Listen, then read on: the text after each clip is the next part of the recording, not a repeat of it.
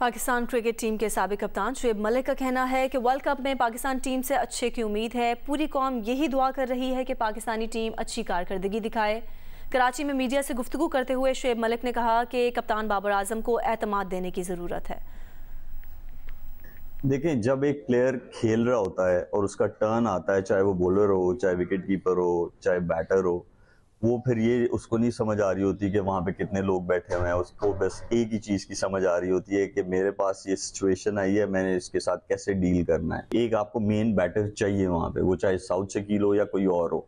उससे आपका जो टीम का कॉम्बिनेशन है वो अच्छा बनता है, क्योंकि जब आपके ऊपर से जल्दी आउट होंगे, जिसमें इमाम है, बाबर है, तो वो स्ट्रगल करते हैं, या फ़खर आउट होता है, तो फिर मिडिल ऑर्डर में आपको एक मेन बैटर चाहिए जो वो ट्रेन को आगे लेके जा सके। तो बड़ा अच्छा किया था साउथ शकील को उन्होंने खिलाया। मजाक में उन्होंने जवाब दिया होगा। और अगर आप किसी जगह पे गए हैं और वहाँ की ट्रेडिशन है वो, तो आपको ज़रूर ट्राई करनी चाहिए। हाँ, लेकिन एक हद तक खानी चाहिए। आई एम श्योर उन्होंने भी हद तक खाई होगी, वो सिर्फ फनी जवाब था। दीगर खबरें शामिल करेंगे। आपको बताएं कि निगरान वज़ीर तवानाई मोहम्मद अली ने कहा है कि इस साल भी गैस लोड शेडिंग होगी। गुज़िश्ता साल दिन में 8 घंटे गैस आती थी, इसको जारी रखेंगे। इस साल भी गैस की डिमांड ज़्यादा और सप्लाई कम है। मौसम सरमा में गैस की कमी पूरी करने के लिए 2 LNG कार्गोज खरीदे हैं। बिजली चोरों से अब तक 16 अरब रुपए की रिकवरी हो चुकी है। निजकारी के हवाले से PIA पहली तरजीह है।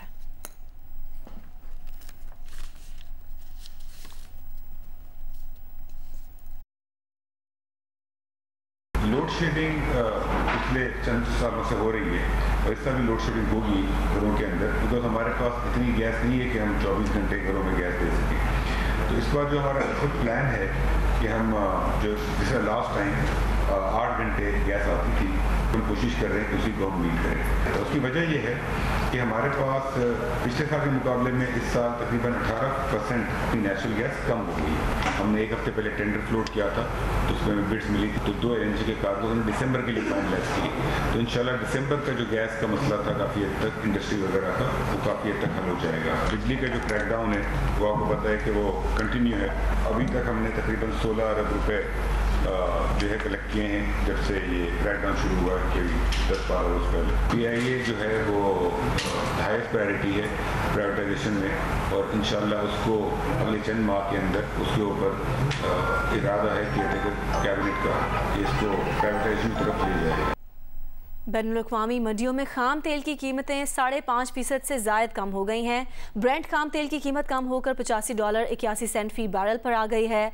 WTI की कीमत कम होकर $84.22 फ़ी बैरल हो गई है। खाम तेल की कीमत में कमी आलमी मईशत की सुस्त रवी और कम तलब के खदशात के सबब है।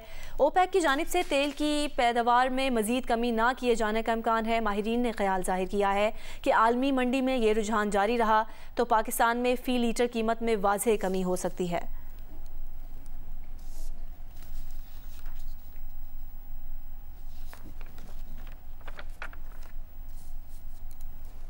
बुलेटिन में बात करेंगे। तहरीक इंसाफ के साबिक रहनुमा उस्मान डार ने अपने ही पार्टी चेयरमैन पर चार्जशीट लगा दी।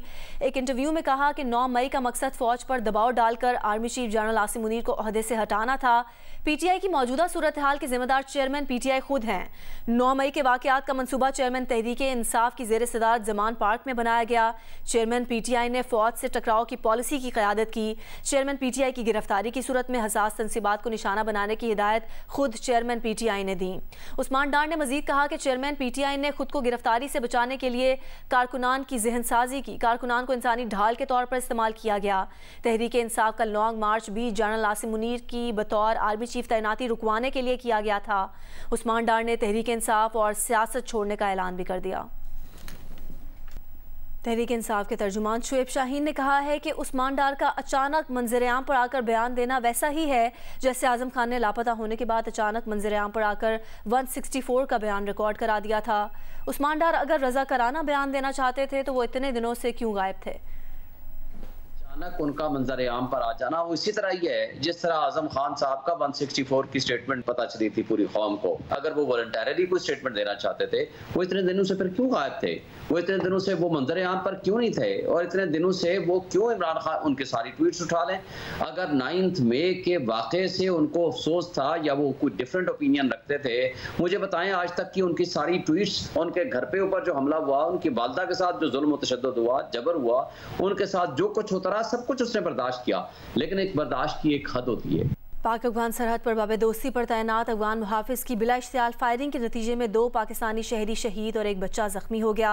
अफगान संतरी ने पाकिस्तान से अफगानिस्तान पैदल चलने वालों पर अंधाधुंध फायरिंग की। अफगान हुकाम से ऐसे गैर जिम्मेदाराना इकदाम की वजह जानने और मुजरिम को पकड़ कर पाकिस्तानी हुकाम के हवाले करने के लिए राब्ता किया गया।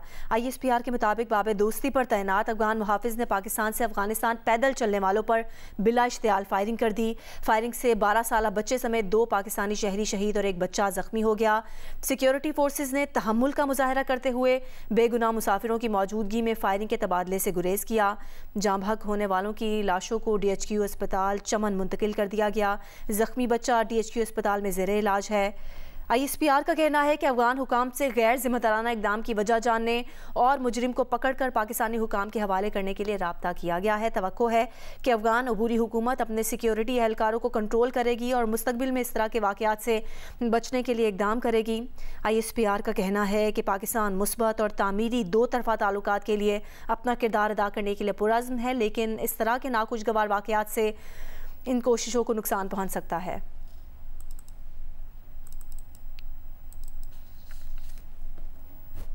पाकिस्तान में गुज़िश्ता कुछ अरसे से होने वाले दहशतगर्दी में अफगान दहशतगर्दों के मुलव्वस होने की तस्दीक हो गई है। सरकारी ज़राए के मुताबिक पिछले चंद महीनों में पाकिस्तान में होने वाले 24 खुदकुश हमलावरों में से 14 अफगान हमलावर थे। पाकिस्तान में TTP जैसे दहशतगर्द नेटवर्क को अफगान दहशतगर्दों की पुश्तपनाही हासिल है।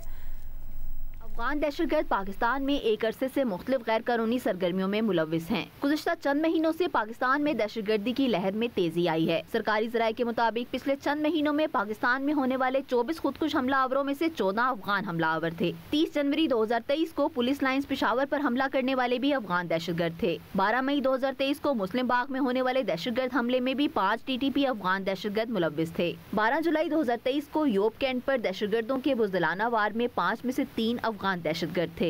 29 सितंबर 2023 को हंगू में खुदकुश हमला करने वालों का ताल्लुक भी अफगानिस्तान से था। पाकिस्तान में TTP जैसे दहशतगर्द नेटवर्क को अफगान दहशतगर्दों की पुश्तपनाही हासिल है। पाक फौज और कानून नाफिज करने वाले इदारे अफगान दहशतगर्दों के खिलाफ मौसर हिकमत अमली पर अमल दरामद शुरू कर चुके हैं। सरमीन ज़हरा, जियो न्यूज़, इस्लामाबाद। बलोचिस्तान के ज़िला मस्तोंग में 12 रबीउल अव्वल को होने वाले खुदकुश धमाके में पुलिस के एक बहादुर DSP नवाज गिशकोरी समेत 60 अफराद जाँ बहक हुए।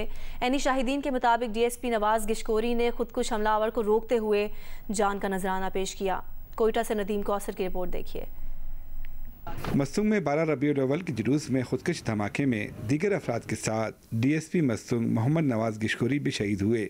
1 जनवरी 1966 को सिबी में पैदा होने वाले नवाज गिशकोरी ने 2 अप्रैल 1988 में बतौर ASI पुलिस सर्विस को ज्वाइन किया। सूबे के मुख्तलिफ इलाकों में इंस्पेक्टर और DSP की हैसियत से खिदमत अंजाम दी। वहाँ पे मौजूद DSP एक सीनियर अफसर था, वो जिसने आगे बढ़ के रोकने की कोशिश की और उस पर सुसाइड बॉम्बर ने अपने आप को ब्लास्ट किया, जिससे हमारे DSP मौके पे शहीद हो गए। ASI से DSP तक का सफ़र तय करने वाले शहीद नवाज गिशकोरी ने मर्दाना वार खुदकुश हमलावर को पकड़ने की भरपूर कोशिश की और इसी कोशिश में उन्होंने जान दे दी। शहीद DSP ने बेवा, 3 बेटों और 1 बेटी को सुगवार छोड़ा है। इनके बच्चों का कहना है कि मुल्क की हिफाजत के लिए अपनी वालिद की शहादत पर उन्हें फ़ख्र है। हमें फ़ख्र है कि मेरे वालिद साहब शहीद हो गए हैं और इतना बड़ा उन्हें रुतबा मिला है। मुल्तान में पिछली 2 दहाइयों से जारी बेअमनी की लहर में सूबे में हज़ारों अफराद लुक़्मे अजल बने। वहाँ पुलिस और कानून नाफिज करने वाले इदारों के भी अफसरान और एहलकारों ने आवाम की हिफाजत के लिए हर मास पर दहशतगर्दी के नासुर का मुकाबला करते हुए अपनी जानें कुर्बान की हैं। उनकी खिदमात को हमेशा याद रखा जाएगा। साथी रिपोर्टर रियाज नदीम न्याजी के साथ नदीम कौसर, जियो न्यूज़, कोयटा। IG खैबर पख्तूनख्वा अख्तर हयात खान ने कहा है कि सूबे के मुख्तलिफ अजला में होने वाले खुदकुश हमलों में 75% खुदकुश हमलावरों का ताल्लुक अफगानिस्तान से था। भत्ते की कॉल्स में अफगान सिम्स इस्तेमाल की जाती हैं। ये बात उन्होंने नुमाइंदा जियो न्यूज़ पेशावर रसूल दावर से इंटरव्यू के दौरान कही।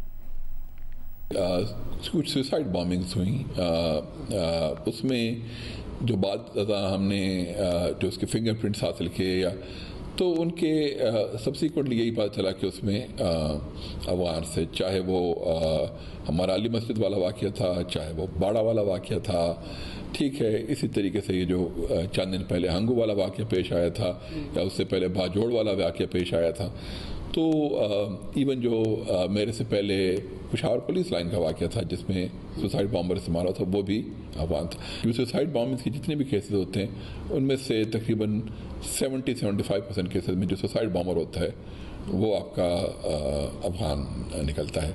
भत्ता में लोकल्स भी शामिल हैं, हमने अरेस्ट किए हैं, और अफगान भी हैं दोनों। 2023 में 76 केसेस हुए जिनमें से 49 केसेस सक्सेसफुली वर्कआउट कर लिए गए। ज़्यादातर केसेस हमारे न सिर्फ वर्कआउट हुए हैं बल्कि पकड़े गए, जिसके साथ काफ़ी एक सिग्निफिकेंट ड्रॉप आया है।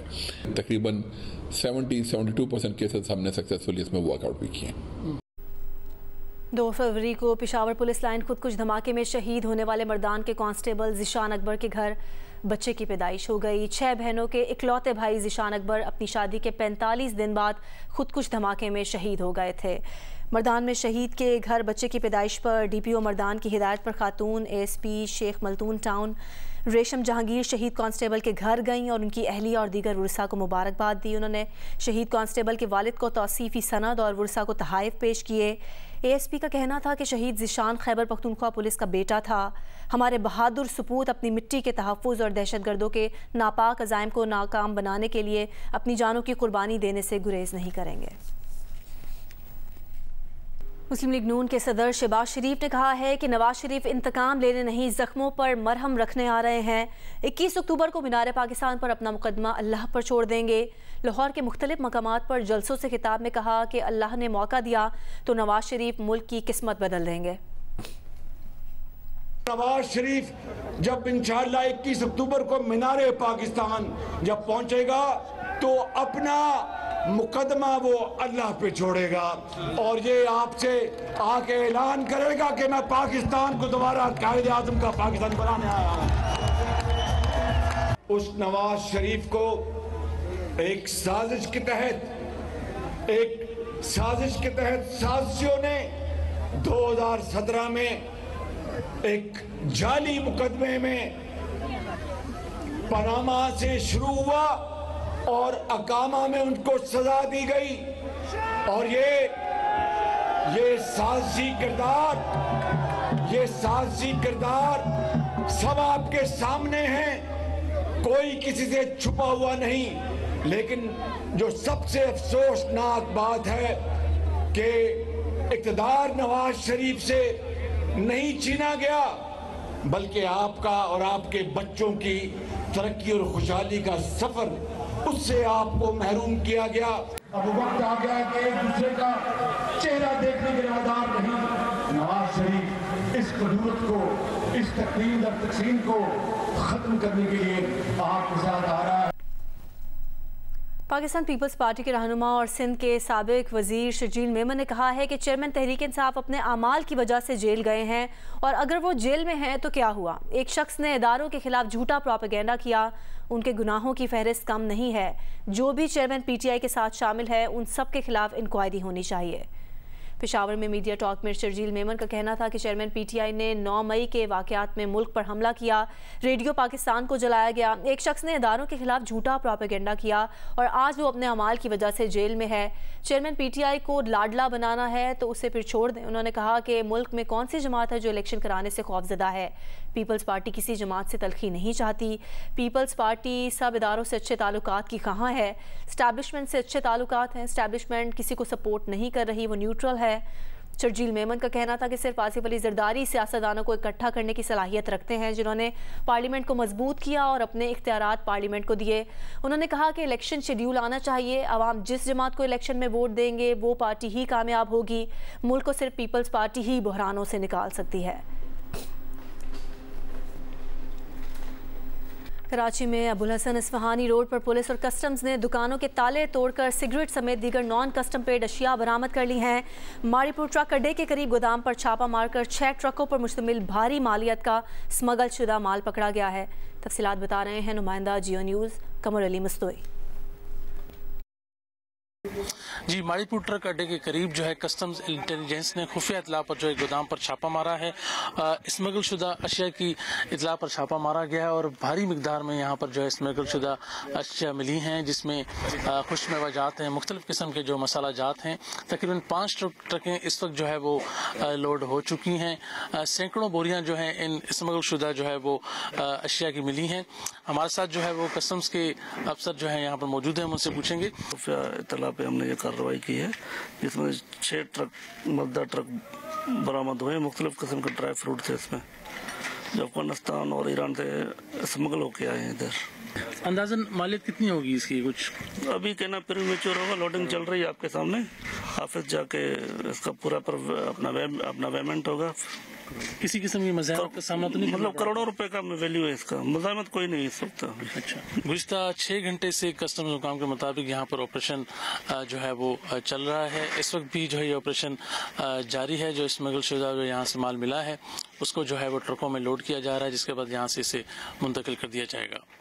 जी, जायद कीमत पर दूध फरोख्त करने पर डिफेंस और क्लिफ्टन कराची में 2 दुकानें सील कर दी गई। कमिश्नर कराची कहते हैं कि अवाम 200 रुपये से जायद कीमत पर दूध फरोख्त करने वालों के खिलाफ शिकायत करें। कमिश्नर कराची की जानिब से दूध की मुकर्रर करदा कीमत से जायद पर फरोख्त करने वालों के खिलाफ डिफेंस और क्लिफ्टन के इलाकों में कार्रवाइयाँ करके 2 दुकानों को सील किया गया है। तर्जुमान के मुताबिक कमिश्नर सलीम राजपूत ने ज़ाती तौर पर 230 रुपये किलो दूध खरीदा। दोनों दुकानों को असिस्टेंट कमिश्नर सिविल लाइन्स ने पुलिस के हमरा सील किया। कमिश्नर कराची ने तमाम डिप्टी कमिश्नर्स और असिस्टेंट कमिश्नर्स को जायद कीमत पर दूध फरोख्त करने वालों के खिलाफ कार्रवाई की हिदायत की है।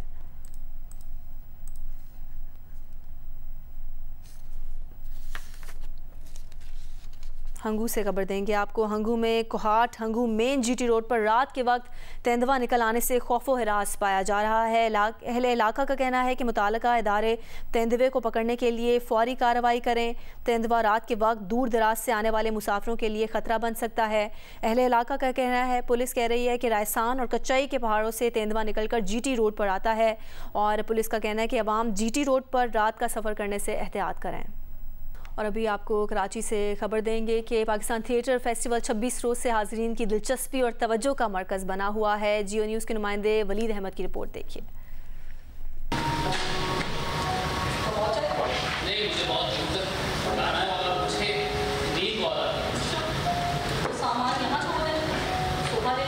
मोहब्बत, इसार और मियाँ बीवी के रिश्ते पर मबनी थिएटर प्ले।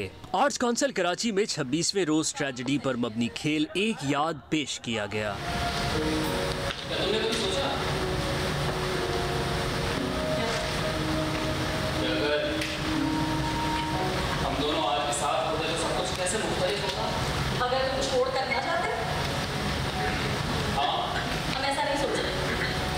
एक जोड़े की पेचीदा कहानी।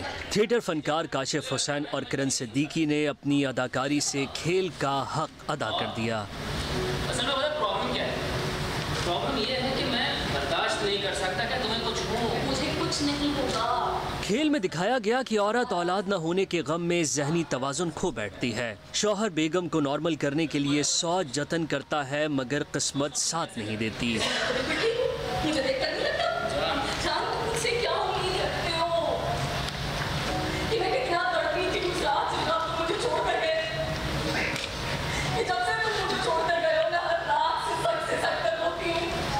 एक तो वो तकलीफ़ है जिससे पेशेंट ख़ुद गुजर रहा होता है, मगर एक ऐसी तकलीफ़ है जिसके बारे में बात नहीं की जाती। वो शख्स जो उस पेशेंट का ख्याल रख रहा होता है वो गुजरता है। तो बेसिकली कहानी उस शख्स की थी जो एक मरीज़ को संभाल रहा था, जो कि उसको पहचानता तक नहीं था, उससे नफ़रत करता था। हम अपने इमोशंस को इस्तेमाल करके किसी कैरेक्टर के इमोशन की बात करते हैं, तो इसलिए शायद ऑडियंस बहुत अक्लमंद होती है, तो इसलिए वो शायद इमोशंस को बहुत अच्छे से समझ पाती है और इसलिए इस खेल के साथ कनेक्ट करके खेल ने हाजरीन पर ऐसा असर छोड़ा कि वो इख्तिताम के बाद भी उसके शहर से बाहर न निकल सके।